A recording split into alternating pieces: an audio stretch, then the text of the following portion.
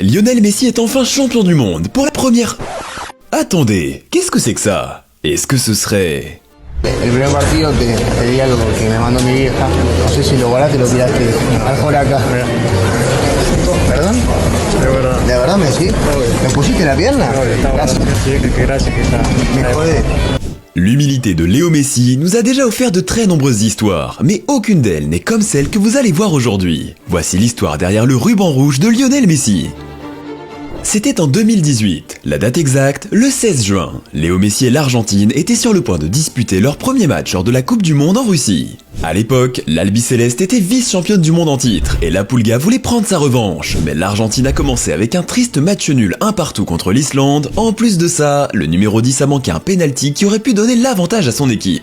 Après la rencontre, un journaliste argentin nommé Rama Pantoroto a tendu la main au capitaine et lui a donné un cadeau. Messi venait de perdre 3 finales consécutives, la Coupe du Monde 2014 et la Copa América en 2015 et 2016. Imaginez s'il s'était fait éliminer en phase de groupe lors du mondial après avoir reçu autant de critiques, un vrai cauchemar. Ma mère, qui t'aime plus que moi, m'a dit « Donne ce petit ruban rouge à Léo, c'est pour écarter le mauvais œil, et je te le donne, garde-le où tu veux. » Humble comme il est, Messi a accepté ce cadeau avec reconnaissance. Bon, ok, mais ce petit ruban rouge, qu'est-ce que ça veut dire?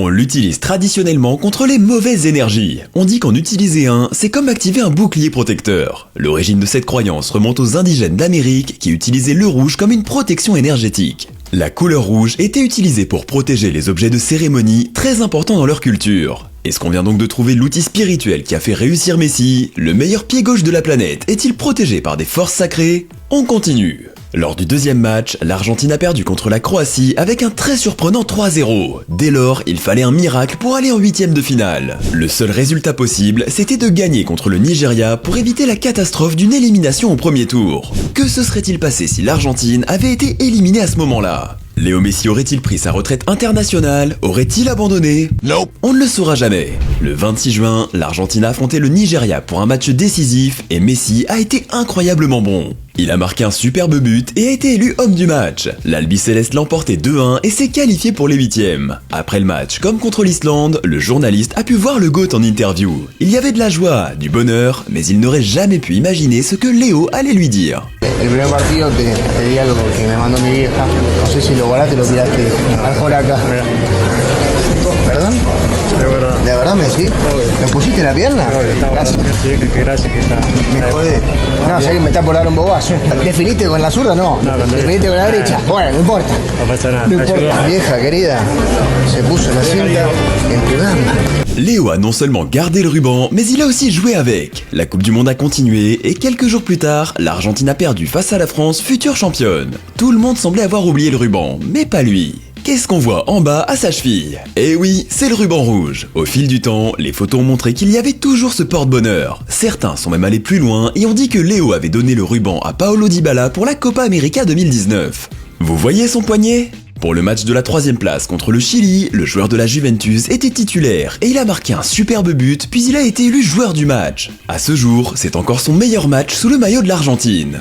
C'était officiel, Léo n'utilisait plus le ruban, ni avec l'Argentine, ni avec le PSG, on n'avait plus de nouvelles du ruban. Où est-il passé? Qu'en a fait Messi? Est-ce qu'il l'a jeté?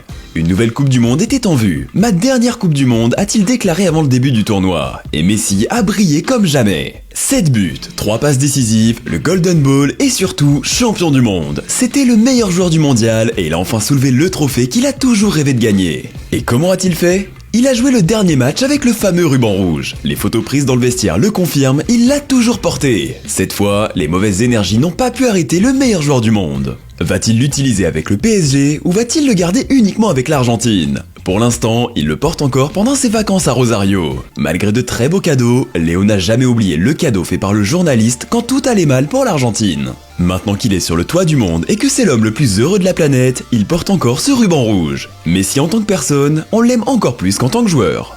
Dès que Messi a remporté la Coupe du Monde, des millions de gens ont été heureux pour lui et son émotion a marqué les esprits. Mais ce n'est pas tout. De nombreuses images ont marqué le tournoi et dans cette autre vidéo, on vous dévoile les 5 moments les plus émouvants du Mondial 2022. Merci de nous avoir suivis et à la prochaine!